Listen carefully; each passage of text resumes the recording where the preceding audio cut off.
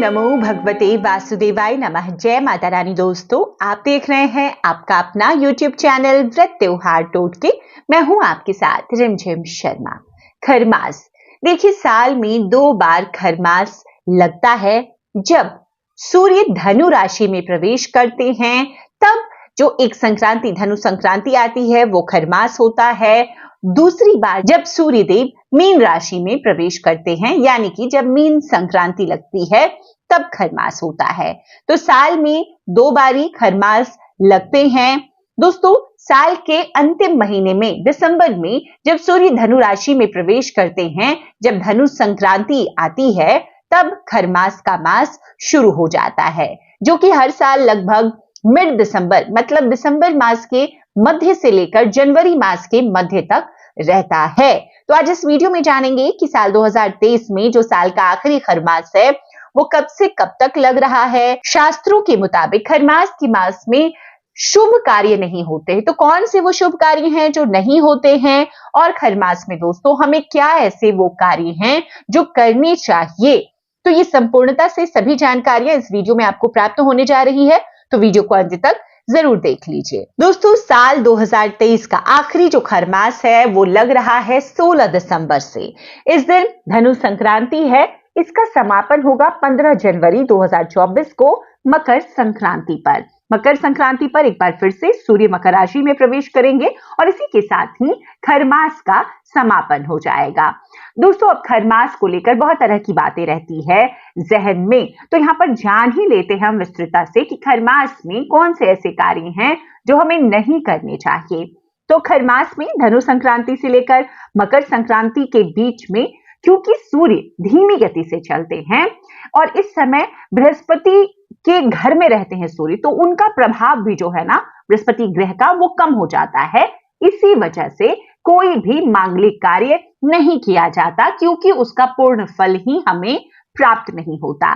तो इस दौरान जो 16 संस्कार होते हैं वो नहीं किए जाते हैं। विवाह, सगाई, लग्न, कोई भी ऐसा शुभ कार्य, कोई कार्य आप शुरू करना चाह रहे हैं अपने व्यापार बिजनेस से जुड़ा हुआ, ये सभी कार्य, अन्नप्राशन हो, मुंडन हो, यज्ञोपवीत संस्कार हो, गृह प्रवेश हो, ये सभी कार्य जो शुभ माने जाते हैं इस दरमियान नहीं किए जाते हैं। देखिए, खरमास में अगर विवाह जैसे कार्य हो जाते हैं तो इससे दाम्पत्य जीवन पर बुरा असर पड़ता है। तो ये सब चीजें बहुत ध्यान रखनी होती है।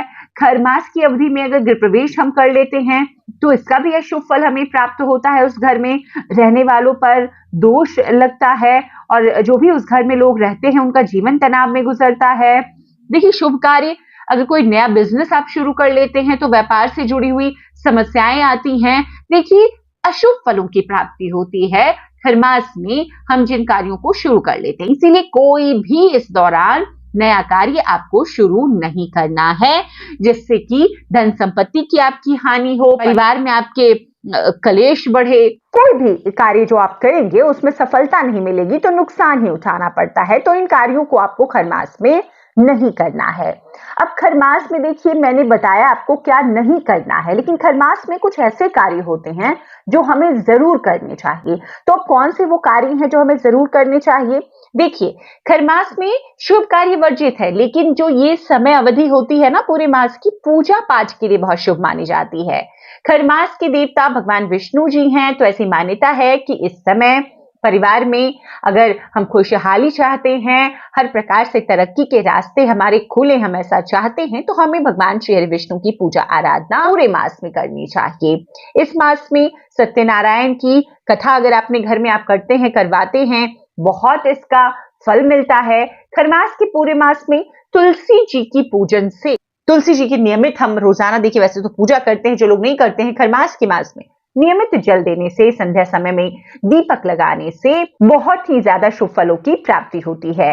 माता लक्ष्मी इससे प्रसन्न होती हैं, तो आपको खरमास में तुलसी जी की सेवा जरूर करनी है। खरमास में सूर्य देव को, देखिए सूर्य देव इस समय कमजोर रहते हैं, तो उनकी शक्ति को बढ़ाने के लिए उनकी उपासना खरमास के महीने में हमें बहुत अच्छे से करनी चाहिए, मतलब विधि विधान से करनी चाहिए।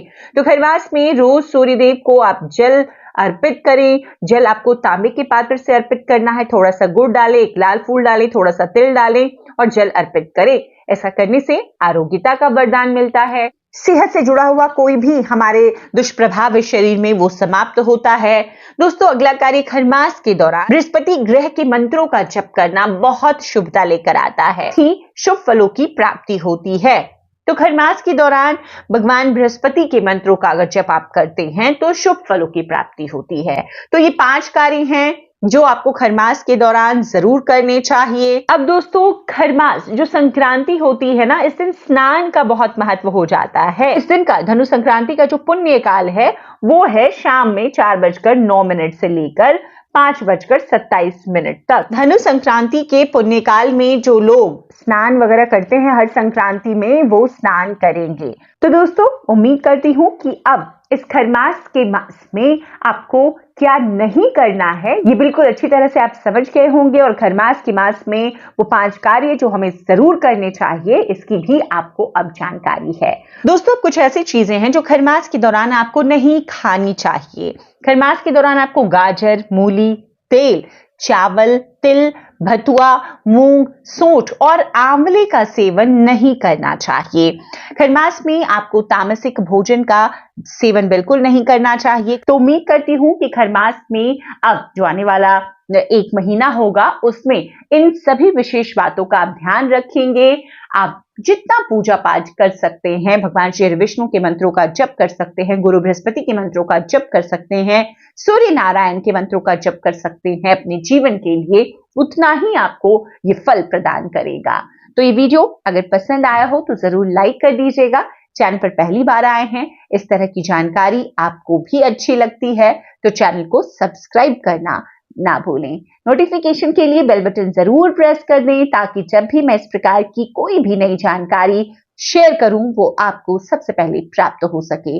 वीडियो देखने के लिए बहुत बहुत शुक्रिया। जय माता रानी, हर हर महादेव।